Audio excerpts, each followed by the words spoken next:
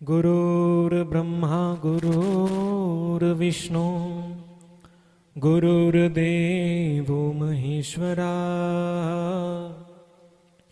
गुरुर्साक्षात् ईश्वर भगवान जो आज हमारे मध्य ज्योति स्वरूप में विराजमान है और उन्हीं के सानिध्य में बैठकर हम उन्हीं की कथा श्रवण करने जा रहे हैं। और पूज्य गुरु जी की ऐसी कृपा आप और हम सब पर बनी है और आगामी 7 दिनों तक वे हमें इस कथा का रसपान कराएंगे। और मुख्य रूप से कथा का कितना महत्व है ये तो उन्होंने आज की कथा में हमें अवगत करवाया ही है। लेकिन एक हमारे जामबाणी साहित्य की ओर अगर हम नजर डालते हैं, एक हमारी जामबाणी परंपरा में संत हुए महात्मा साहब रामजी राहड़, उन्होंने भी इस कथा का ही महत्व बताया था। और उन्होंने एक जगह लिखा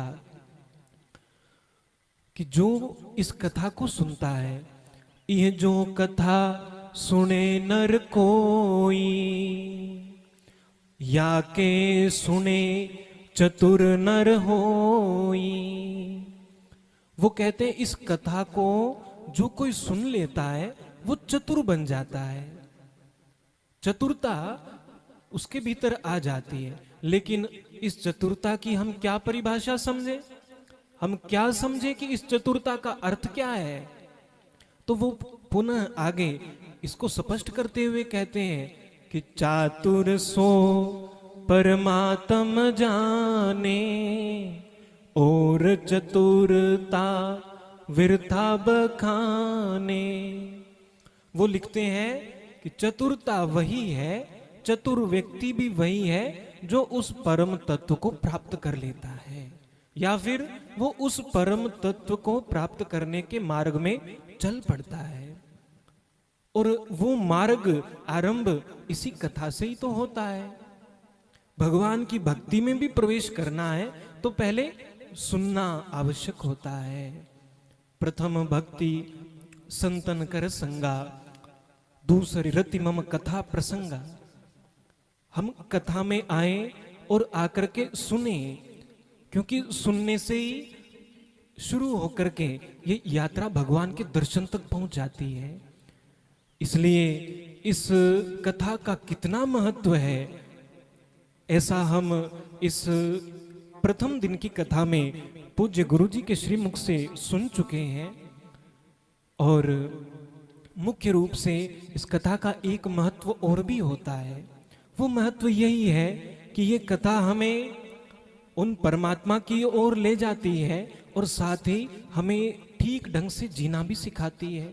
इस कथा के मध्य में कुछ ऐसे प्रसंग आते हैं जिनके माध्यम से हमें इस भौतिक जगत में, व्यवहारिक जगत में कैसे रहना है इसकी भी शिक्षा मिलती है।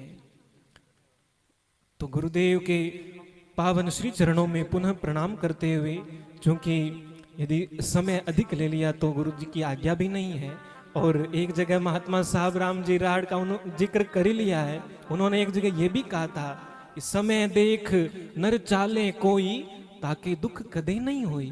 तो समय का ध्यान रखना बड़ा आवश्यक होता है। बोलो गुरु जम्बेश्वर भगवान की।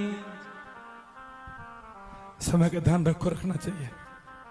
समय, संपत्ति और शक्ति एक बार ये हाथों से निकल जाए ना, मुड़ के नहीं आती कभी नहीं। इसीलिए गुरुदेव ने कहा ना, तन मन धोइए संयम होइए। सच यही है कि संयम शास्त्रों में 4 प्रकार का है। एक समय का संयम, दूसरा आपके आचरण में संयम, इंद्रियों में संयम, और धन कमाने में और धन खर्च करने में संयम। तो बहुत धन्यवाद है, संदीप जी ने बड़ी सुंदर बात कही। चतुर इंसान उसी को कहते हैं जो चतुर में 4 चीज आती है, धर्म अर्थ काम और मोक्ष। चतुर पदार्थ कहते हैं। चतुर वही है जो चारों को प्राप्त कर ले और अपने जीवन को सफल बना ले। बहुत धन्यवाद, साधुवाद आप दोनों के लिए। आप दोनों पधारे।